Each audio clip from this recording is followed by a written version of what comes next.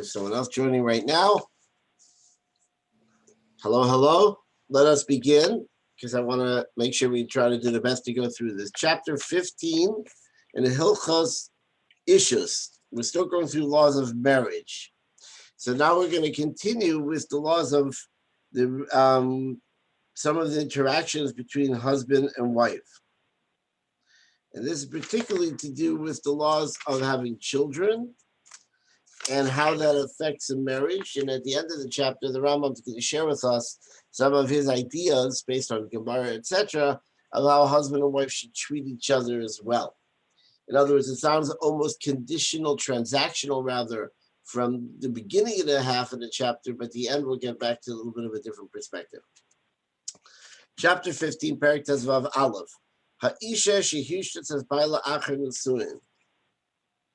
She'ina inasa. If a lady wants to allow her husband not to have marital relations with her, harezem mutter, it's allowed. In other words, we learned in the last chapter that there's a certain obligation between husband and wife in their intimacy marital relations. So the Rambam begins off by saying that if a lady wants to authorize and tell her husband that she doesn't need to have the relations, she's allowed to. And the Rambam continues, what are we talking about? When?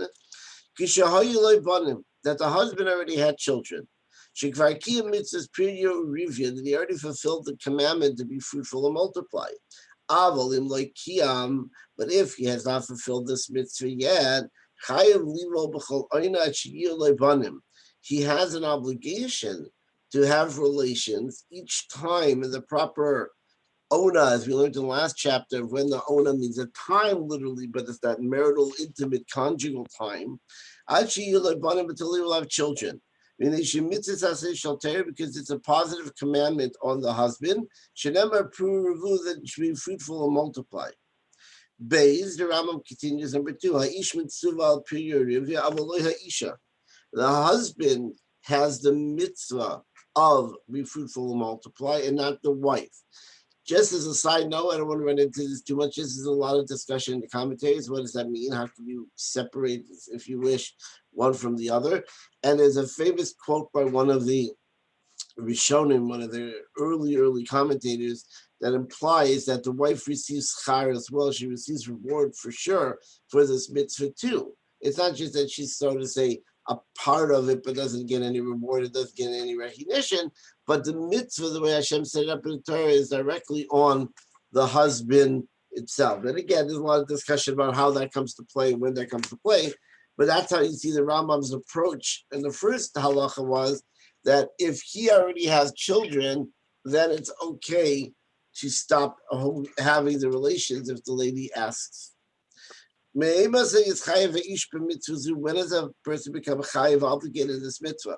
16 or 17 years old. And when he passed 20 years old and he was not married, he has transgressed, if you wish, this positive commandment. But if he was sitting in yeshiva and learning all day, and he was concerned that if he goes ahead and gets married and starts a family, what's going to happen? It's going to is going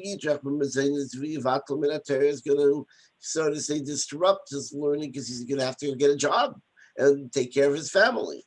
Then he's allowed to postpone that 20-year deadline date, if you wish, and say, not getting married at 20, I'll get married at 23, but the next 3 years I'll sit in yeshiva and learn. Why? That in general there's a principle.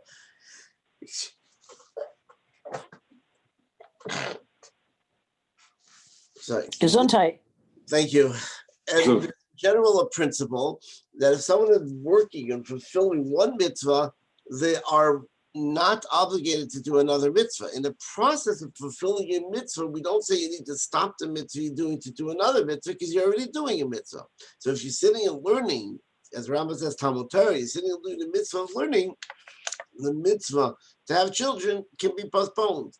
Now again, How we deal with this today and deal with this is a different conversation. Some of these halachos are dealt with differently in Shulchan Aruch, in the Code of Jewish Law, and later day commentaries, etc. But the Rambam's teaching, like Perkei Avot says that we Ben Esrim, that at 20 years old you should be married. That technically that's when you should be married. Now, if you have extenuating circumstances of sitting and learning, and some today will imply if extenuating circumstances, you're sitting in college, 20 years old, right? If you didn't take a gap year, you're only in your sophomore year, right? So you have to finish college and you have to do this. So that may be applied with this as well because it's a mitzvah to take care of your family, etc. But if you can sit at home and do nothing, and then it comes 20 years old, you have an obligation to be married. But again, the commentaries today deal with this on the more practical outcomes and applications today. Gimel, the Rambam continues in number 3. If somebody so was, if you wish, desired to learn Torah like Ben Azai. Ben Azai was a classic example in the Gemara of someone who his entire life learned. Some say he got married and got divorced. Some say he never got married, as the different opinions are. Then he doesn't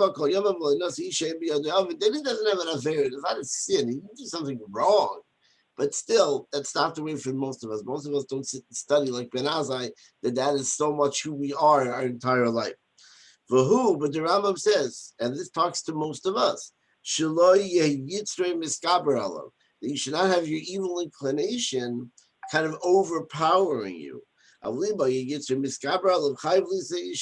If you're a person that your inclinations are to go ahead and notice what's going on in the world and have desires for marriage or have these feelings about moving on in life and not just remaining single, those feelings could lead you to a negative place if you don't harness them and use them properly. So don't say, look, I have the feelings, I'll ignore them, I'll sit and learn, because that could lead you to a dangerous place. Instead, at that point, no, you have to get married and then you'll be able to utilize them properly. But if you get Ben Azai had none of these feelings, he said all he did was, if you wish he was married to the Torah, that's the only feeling he had. That may be a different scenario, but that's not relevant to the majority, a high majority, if not all of us these days. Because you don't want to bring him to improper thoughts or improper places because these desires are not being dealt with properly. Dalit, number 4. For this guy mitzvah to be there, how many children does the person need to have until he fulfills this mitzvah? Zachar and a keva, a boy and a girl. Remember, like it says, Zachar and a keva bara, we created them man and woman. So man and woman together fulfills the mitzvah.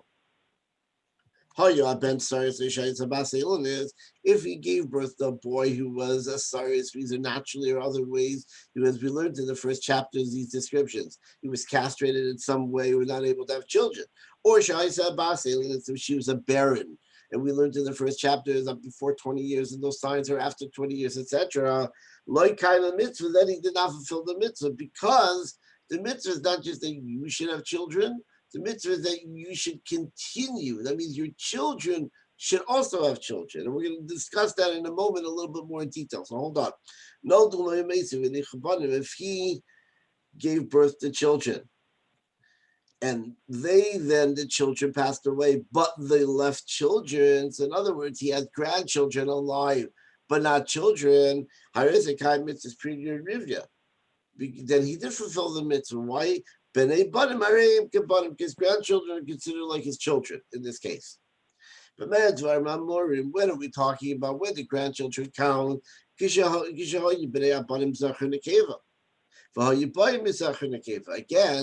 in order to fulfill the mitzvah, you need to have a zachar and a nekeva, a boy and a girl. And in order to have grandchildren count, they also need to be a boy and a girl. The grandson could be from your daughter, and the granddaughter could be from your son. That doesn't matter, the Rambam says, as long as the outcome is that there is a grandson and a granddaughter from a son and a daughter, that's good. You fulfilled the mitzvah. But if you had a child, a boy or a girl, son or a daughter, and they passed away and they left behind a zachar and a nekeva, you have not fulfilled the mitzvah. Now, again, commentaries deal with this. We're learning the Rambam, so we're going to keep going in the Rambam and not spend too much time on this. But there's a lot of conversation. I had a friend whose family had 7 girls. So you're going to say they didn't fulfill the mitzvah?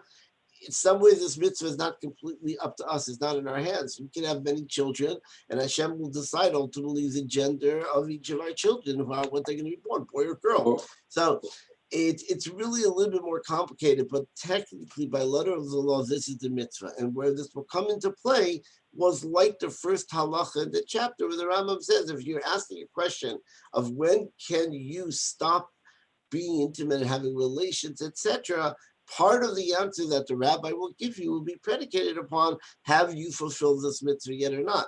If you have, then there's much more leniency to say you can stop doing other things because you've already created the mitzvah.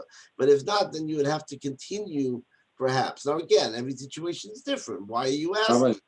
Etc. But I'm just saying that that's part of the conversation, and not always this mitzvah actually is in our hands to completely fulfill. It's in our hands to have the attitude and perspective to try to do as much as we can. And as Rabbi said at the end, what if you have already a boy and a girl? Do you stop then? We'll get to that later on. Rabbi? Yes. Question. If, as you described, your friend have 7 Baruch Hashem girls, and he adopt a child, doesn't is acceptable as prurvu? That's a terrific question. The Rambam, I don't believe, deals with that question in this chapter. Later day commentaries do deal with adoption as to when and how that is. And generally, there is a quote out of the Gemara that someone who raises a child is considered as a parent. So there is room to say that. The question would be, if someone had 7 girls and they came to the rabbi, now they're obviously an older couple at this point, right? Having 7 children, and say, okay, I had only 7 girls. Do I need to adopt? I don't think the answer would be you need to. But the question is, if you do, well, how much would that take into play as to helping to sort of say, fulfill that mitzvah? Mm-hmm. Thank you. Pleasure. Vav, number 6. What happened if there's a person who was non-Jewish and he had children? V'niskayr, and then he converted to Judaism. Hu v'heim, him together with his children. So the entire family converts. Generally, we say that once you convert, it's kikatan shenol ladami, you're like a young child that was born, and you don't really have any familial relationships to who you came from before. The Talmud still tells us that you need to treat your parents from before, your non-Jewish parents, with respect, even though technically they may not be classified as your parents at this moment by a halachic definition, but that doesn't change the idea of having respect, etc. So the Rambam shares with you in such a scenario, he has fulfilled the mitzvah. Because he went out and did what he could do to have children. He had children, and now he brought them over to Yiddishkeit together. He brought them over to Judaism, that counts. On the other hand, if he was a slave, going back to the days of slave, which we'll learn the halacha really later on, and then the master let him go free, gave him his freedom, together with his children, like he is not considered connected to those children. And part of the conversation there was the wife given by the master. Was he considered his wife? There's a lot of details that go into the life of a slave, which again, the laws of slaves come much later on in Rambam. Stay with us for the journey and we'll get there, God willing. But the Rambam says, for this particular this lineage does not extend between an eved, a servant, and his children. Zion. Lo yisa adam akaro zekina ve'elanis. Katana she'enidur leila. A person should not go out and marry a lady who's already known to be barren, or older lady, or an alien, as we were discussing in the first chapter, someone who's not physically capable of having children, or katana she'enidur leila, or even a minor who's not able to have children. Elim genkayim mitzvahs period rivya.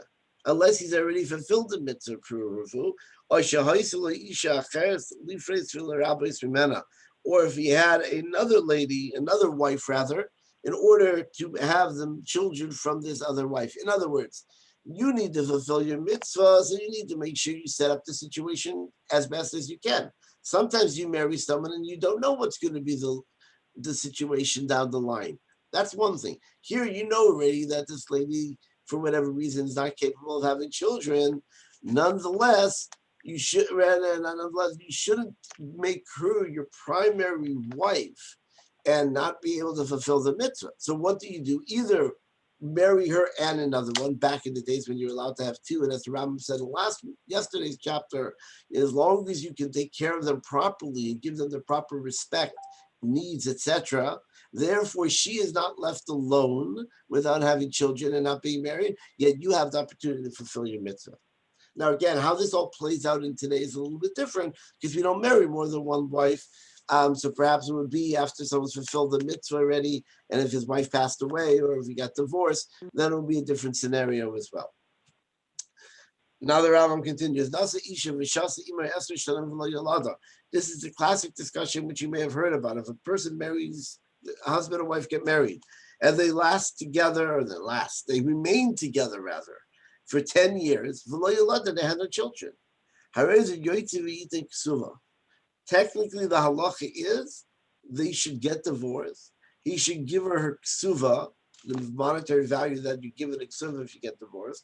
Or Yisa Isha or he should go and marry a second wife who will be able to have children. Because he now, after 10 years, we're going to make an assumption that you're not able to have children together, and therefore you need to fulfill your mitzvah. And if he says, I don't want to divorce her, so let's finish this line and we'll bring a commentary in a minute.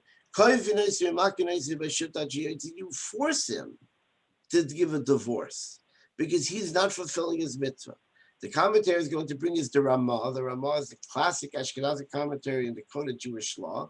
The Code of Jewish Law was written by a Sephardic rabbi, Rabbi Yosef Karo, Rabbi Moshe Isserlish, some pronounce it, wrote what was called the glosses, footnotes, right in the Shulchan Aruch, making it more Ashkenazi friendly.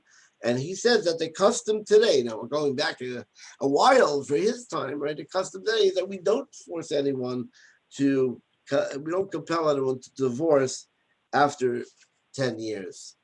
So whether you should or you shouldn't, it's a big conversation these days. And many of you can look at well-known individuals, including great rabbis, who were married for longer than 10 years and had no children and didn't get divorced. So clearly that's not the way we approach this halacha today, but that's what the Rambam does say. Rabbi? Yes. So I know I'm just playing devil's advocate, and being the only woman representative. So you keep on explaining what happens if they can't have children or she can't have children. What if he can't have children for one reason or another? We're going to get into those details in the next page. Oh, okay. Okay. The Rambam's going to get very specific, best as they could tell in those days, if it's from him or if it's from her or if we don't know. Yeah, that's what I was thinking, that at that point, they just really wouldn't know. Right. Well, it's interesting. Unless there were issues that already had come up for one reason. So bear with me, because the Rambam does say some fascinating things. Okay. And how we deal with that particular scenario when we don't know what we do know, and who has kind of the right of argument in a particular scenario. All right. Okay. So after we go through the next page or two, we can come back and see if that helped answer some of the questions you had. And by all means, devil's advocate, I always like to say, is what we call in yeshiva your chavrusa. Your study partner is supposed to push your buttons, and you push their buttons, and together a better understanding. So I'm all for it. Thank you. My pleasure. All right. We're middle of 7, Zion. And if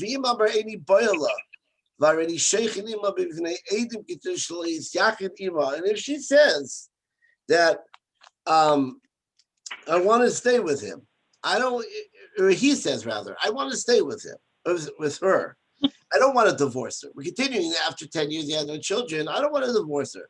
What are you worried about? That maybe we'll still continue to act as if we're married. So we'll live in a communal house. We'll never be alone. Bein Shamar, he Bein Shamar, who ain't Shomin. The Rambam says whether she makes that demand, that request, or he makes that request, we don't listen. Either they have to break up, divorce, or he has to marry another wife, and then they can both remain married as well. And again, as I said, that's not, as the Ramah already quoted in Shulchan Aruch, and as you see, common custom is not the way we approach this at the end of the day.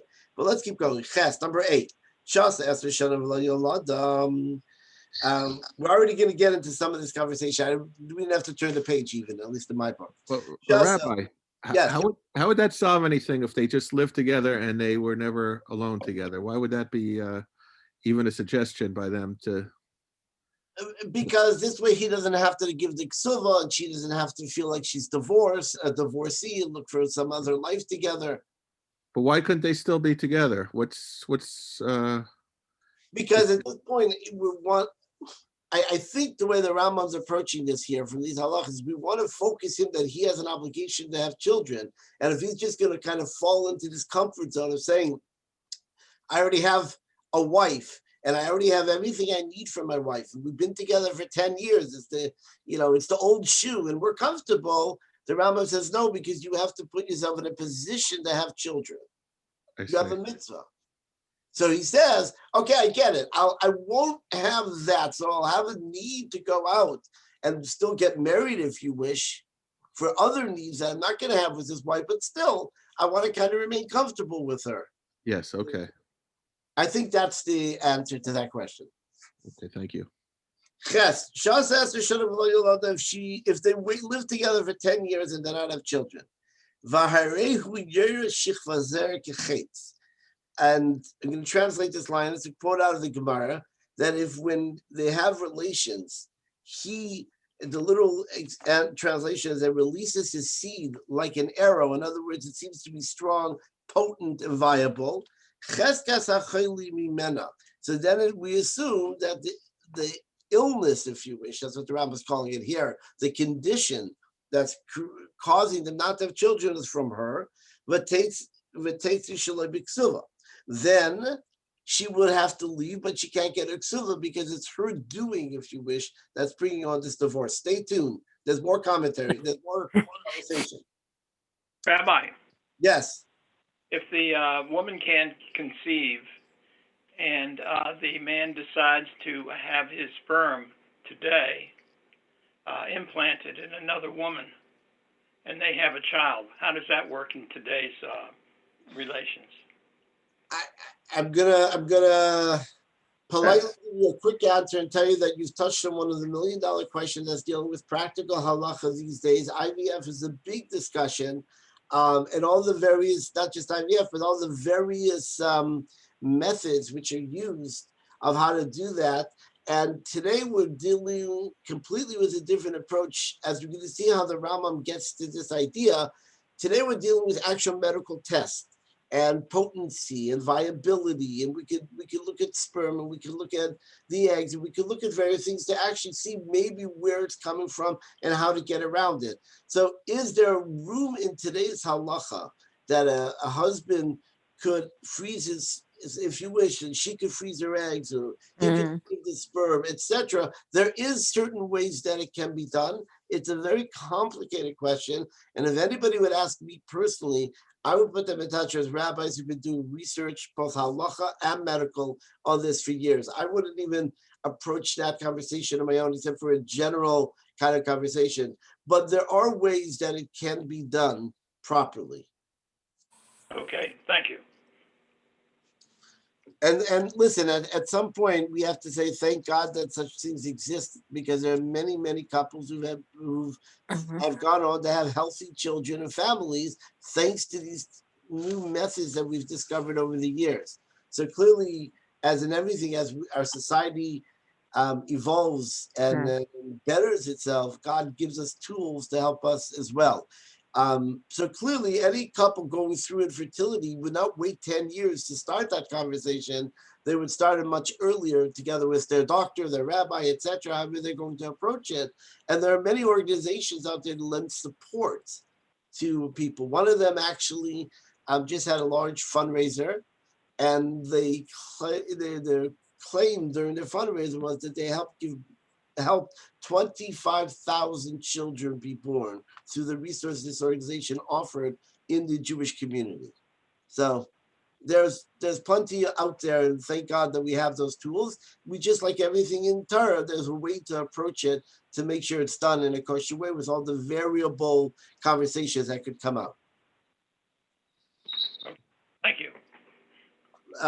Let's keep going. But the Rambam continues, even though she would in this scenario not get the value of her ketubah, she would get anything additional. If you remember when we learned about the ketubah, there's an amount that you give, and then there's an additional. The husband says, out of the generosity of my heart, I pledge to you X more money if something happens. That X more money she does get. It's not any different than if you married a girl and then as time went on, you realized that the two of you were not able to have children together because perhaps she was medically barren at that point.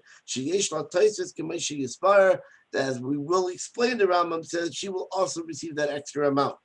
Now, what happens if he's not capable of shooting, if you wish, that he's not able to express his seed in such a way? Then we assume that the illness, the condition here is from him. And then when they divorce after 10 years, she's in the right. So she receives all the money from the ksuva, not just the extra, but the entirety from the beginning and on. Okay? Yes, we continue with the question. Who I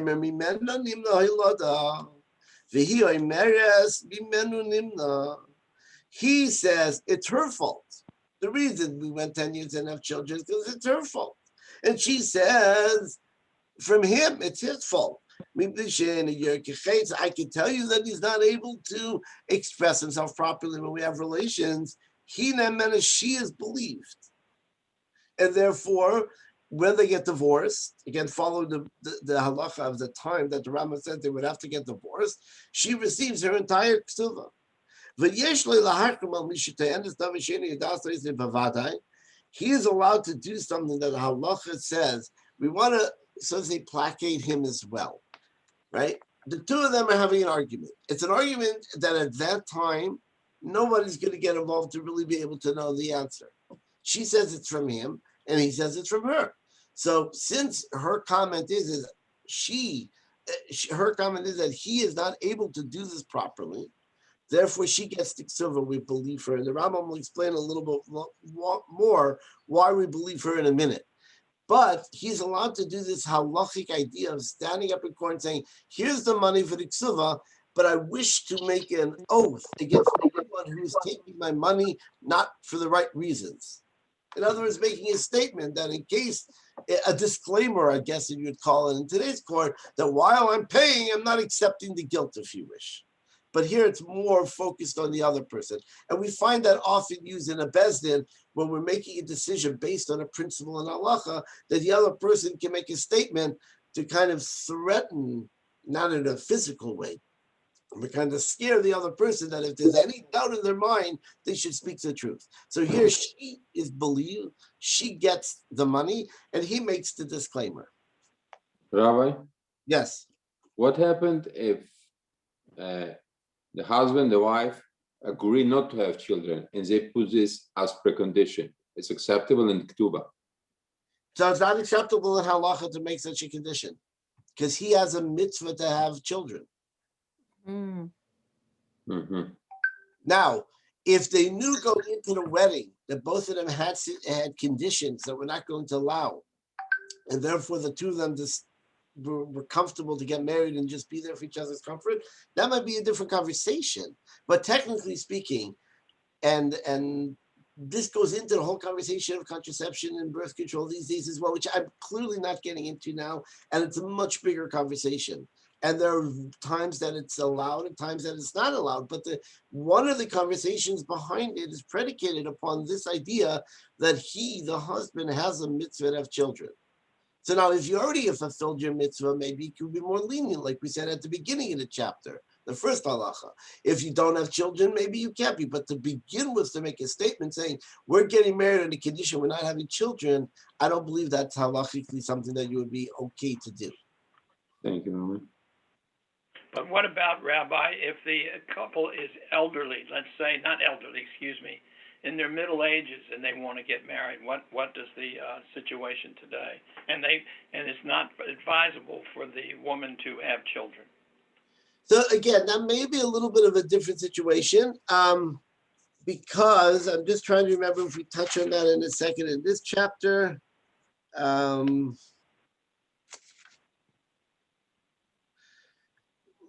We kind of not really touch on it as much as I thought over here. No, we touched it on the condition they already have children from previous marriages, but it, Oh, so one thing, so if they have children from a previous marriage, that may be a little bit different because then he's already fulfilled his mitzvah. So we're not holding him in the sense to the point of doing your mitzvah. If she is past the age of being able to have children, now again, I don't want to get into what middle ages and older age and exactly what it all implies, but generally speaking, that if neither of them have had children, they do attempt to still figure out a way to marry someone who might be able to have children. If they're past that stage, physically, if you wish, that's a different conversation. Then they can obviously get married. I was going to share a story, and it's a personal story, and it doesn't mean anything. It's just a story, okay? I don't want anyone to say, oh, this is the approach or this is the answer. But my mother had 2 children and then she got divorced. And then eventually she got remarried to someone who was in his late 40s, maybe even early 50s, my stepfather. And they, in the late 40s, I'm sorry. And they went on to have another 5 children together, which are I call them siblings, although everyone, technically half siblings, etc. And they all have wonderful families. My mother's still alive. My stepfather passed away a few years ago in his 90s. When he was dating, okay, he was already in his 40s, and he already did not grow up religious. He became religious, became Chabad, and at that later stage in his life, he wanted to get married to, settle down on the Jewish home, but he had already given up the concept of in his 40s as starting to start a family and have children. And he met a lady and they dated, and he wrote to the Lubavitcher Rebbe for a blessing for the wedding. And the Rebbe's response through the secretary, and again, this is a particular story. This is not something we should take as a takeaway, but a particular story was the Rebbe said, find out if she's able to have children.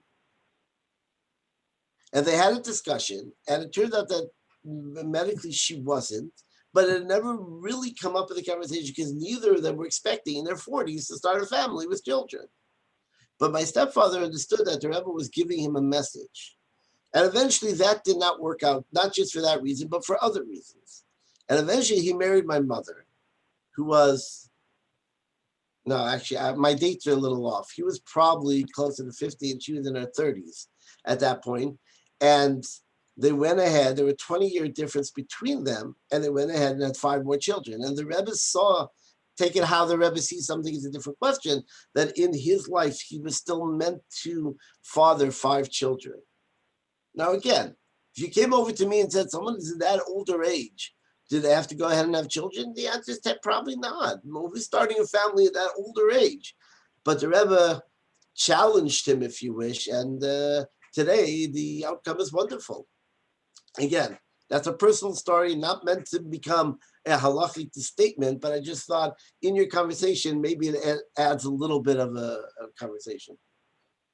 Thank you, Rami. Nice talk.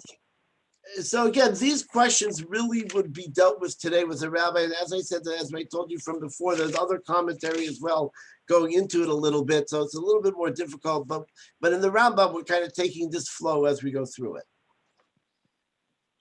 Okay, we're in the middle of Tess. V'im Amran, if she says, so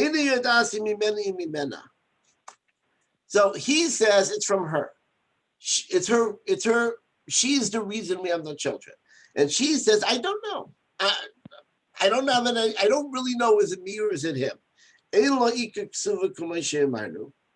She doesn't receive that initial primary amount of money on the ksuva, but she will receive the extra money. Why? Just hem and mum and becheskes bailo, that shetita bevade shina yerkechetz. There's a rule in halacha about money. That money is considered belonging to the person who has it. Mum is becheskes bailo. It's in the possession of someone. We assume it's their money. And the only way you can take money out of them is when you have an absolute statement. This halacha applies a lot more in the monetary laws, which we will learn again down the road in Rambam, Mishpatim, Shoftim, and all the other halachot later on in Hilchot V'nita and Mishpatim, etc. One of the later books. But the general principle in halacha is that if someone has money, you can only take it out with an absolute statement. So in the first part of the halacha here, she says, I know it's his fault because I can tell the way he physically has relations with me, it's from him. So we believe her. And therefore she can take all the money. Here where she says, I don't know, we say, listen, if for your, I don't know, I can't absolutely remove money from him, but the extra money, so to say, which he wanted to generously give, that's in a different case of that, even if we knew for sure why, in other words, maybe from her, you can also get it, like the Rambam said before. And here the Rambam says a fascinating insight. Why do we believe her here? Why are we looking at what she says? Either the absolute or she's not certain. Because she could physically feel if he's able to have proper relations, but he may not feel. So kind of going back to your Mrs. Toshinsky, I think, going back to kind of your conversation, not just that we give her a lot of room, the Rambam says we give her all the belief because we feel that we trust her to know what's going on here, and therefore we're going to take her statement. If she says an absolute, this is the case, we believe her. If she is in doubt, then we have to go into a different conversation. Yeah. Okay. So I wanted to at least get that out because it is fascinating. A lot of people always imagine halacha never believes the woman. The Rambam is very clear here. She has the final word. All right, let's keep going a little bit more. Another little bit here. I hope you can all stay on.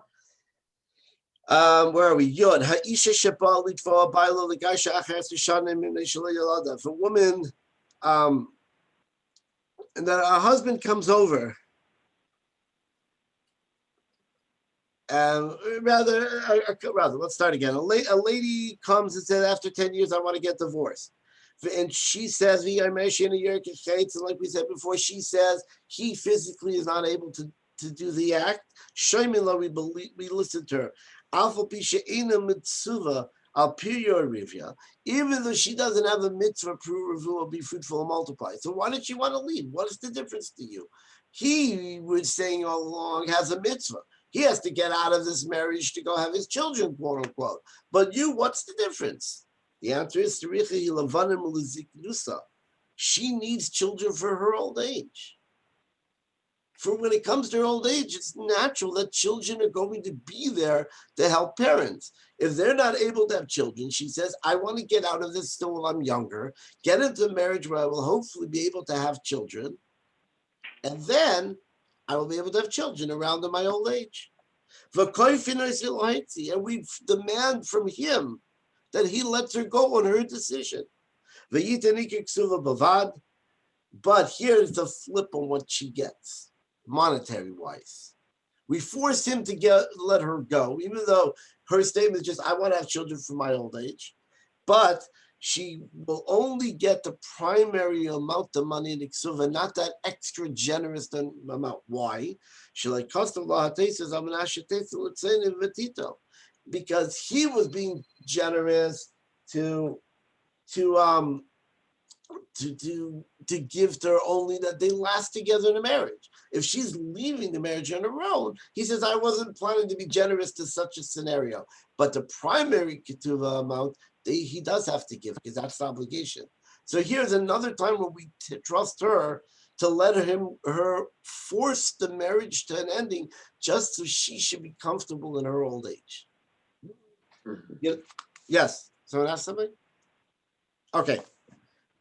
Get Olive.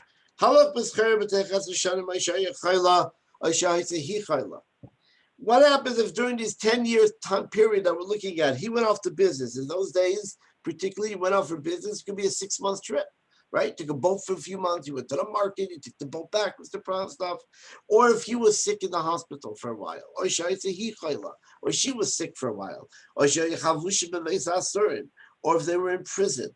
In that time does not count. So if you're in a 6-month business trip, you have to now be married 10 years plus 6 months. If you end up for a significant long illness, at which point you're not able to have relations and children, so we take off the time period for that for the end. Hipila, Yubez, if she miscarried, we start counting the 10 years from the day that she miscarried, because clearly she was capable of beginning this conversation of having a pregnancy, but then she miscarried. So now we can't say from 10 years from the beginning of the marriage, because she had a miscarriage. If she goes ahead and has 3 successive miscarriages, then we have what we call a chazaka. A chazaka is in a halacha when something happens 3 times, it becomes kind of as an established fact. And therefore,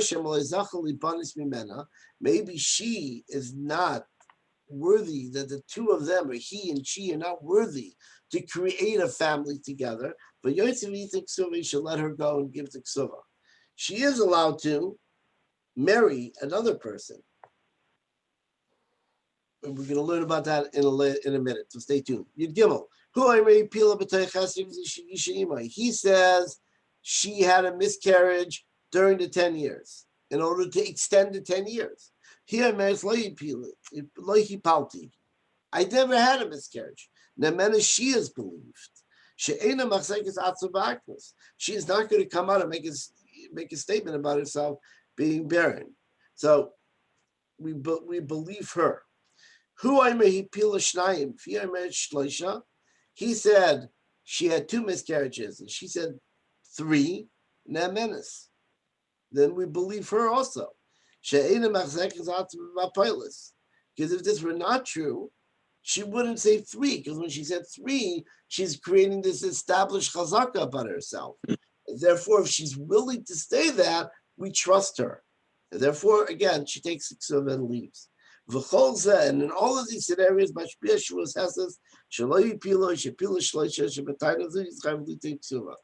and this is going back to the laws of court cases and interactions between a person who's demanding a defendant, etc., from another person, that while I'm allowed to demand the money, I will also have to take what's called an oath. It's not a regular Torah oath. We'll learn the laws later. It's a little bit less severe, but it is an oath that my statement is true. And this was in any case when a person would be taking money from another person, and we weren't certain about some of the law ideas behind the case of taking the money, that often we'd say, okay, you can get your money, but take an oath that your story is true. So it's not just me making a statement in court, but I'd have to take an oath, which pretty much nowadays, anytime you walk into a civil court, you have to swear, which most of us halachically would affirm and not take an oath, but ultimately take a statement that anything we say in court is going to be true, which kind of is the same idea as this. Yudalet, 14. Nisas la'echad, the lady was married to one man, she was married for 10 years and they had no children. And they left, she can marry a second person. Why?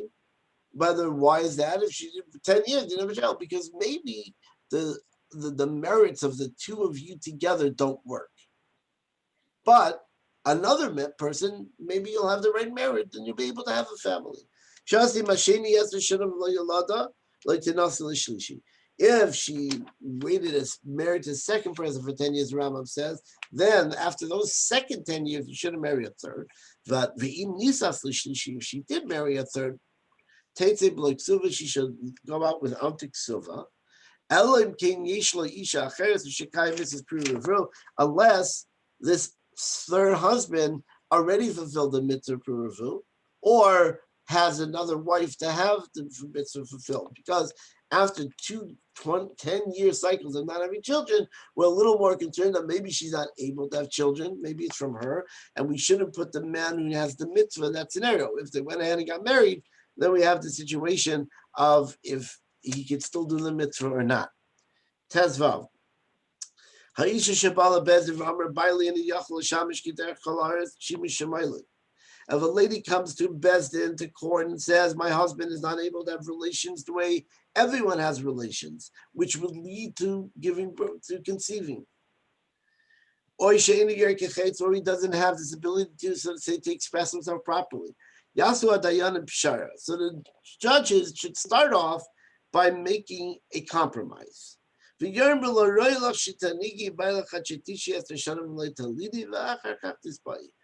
Where are you along your life? How many years? Maybe you should go try a few more years. But you hit 10 years, you have more of a demand. Till that point, sometimes you need to kind of relax together, and then perhaps that's all you need to do. And they talk to her about it. If they don't force her to stay there. If she really says, this is it, I'm done, I want out, okay. But if she's just kind of unequivocally not certain about what her future is, so you talk to her. In either case, whether you force her or she waits 10 years, etc., or rather not, either you let her leave now, you do not give her the law of a meredith. The meredith, I think we already touched on earlier, is the law of someone who rebels against her husband, and therefore she might lose her ksuva. In this case, we don't, even though she says she wants out, we trust her, and she can still have her ksuva. But we tried to work something out between them, which is when you, nowadays, if someone came to a rabbi and started to talk about divorce, especially when it comes up with this, you send them to a marriage counselor, you send them to a doctor who deals with fertility issues. We would start to help them along and have this conversation. If it really still comes to a situation where you can't deal with it or it's not going anywhere, that's a different conversation. But in other words, you don't just automatically say, okay, here's your divorce, let's shut down the whole chapter. Tezayin. Here now we go on a little bit more about the relationships between husband and wife, both having children and between them together. Even though a person has fulfilled the mitzvah of fruitful and multiply, the sages enjoined that he should not refrain from still having children.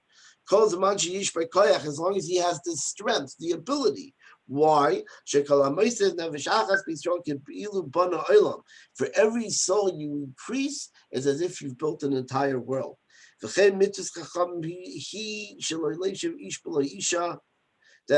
Chachamim have also commanded that a husband should not sit without a wife. They hear her. They shouldn't come to these distracting thoughts or situations that are not good. And the same thing with that a lady should not remain unmarried. That people wouldn't also be concerned about what's going on. In other words, both of them are in situations where they might have natural impulses, and if we leave them unchecked in a certain sense, we're concerned about what people might think or what they may actually put themselves into. So therefore, the Chachamim say it's better to be married, even if it's not about children. You're older, but spending the time together will be beneficial for everyone. The Rambam continues, and a man should always, and this liknois is from the story of Saitel, Kana, to admonish, to warn, if you wish, his wife. What does that mean? That a person who is overtaken by a spirit of purity will look at his wife and says, I want to really make sure that you have everything you need in this marriage. Everything for me. So I don't want you to need to go find it with someone else. And therefore, quote unquote, seclude yourself perhaps, or find yourself in an uncompromising situation with someone else. In the time of the temple, of the Beis HaMikdash, if she had secluded herself after he made a comment like that to her, we'd have the whole story of the sota, which was special water in the whole situation. We don't have that today clearly. But still, that if a husband and a wife have a conversation and he looks at her and says, what can I get you so you're comfortable to stay here, and then you don't run off and you don't seclude, you don't find yourself in another situation, that could be good, the sages say. But don't do this every day. Don't insinuate you don't trust her. That's wrong. And don't force her or compel her to have relations with you against her wish. Only when she agrees. And it should be preceded with conversation and with a spirit of joy. In other words, the husband doesn't own her either. While he's saying, I want to make sure you don't run off with someone else and I give you what you need, don't over push that. Show her you trust her. Show her you have conversation. Show her you have joy together. And the two of you will have a happy marriage. And the Rambam continues with that concept. The Chachamim said to the wife that you should be modest in your home. And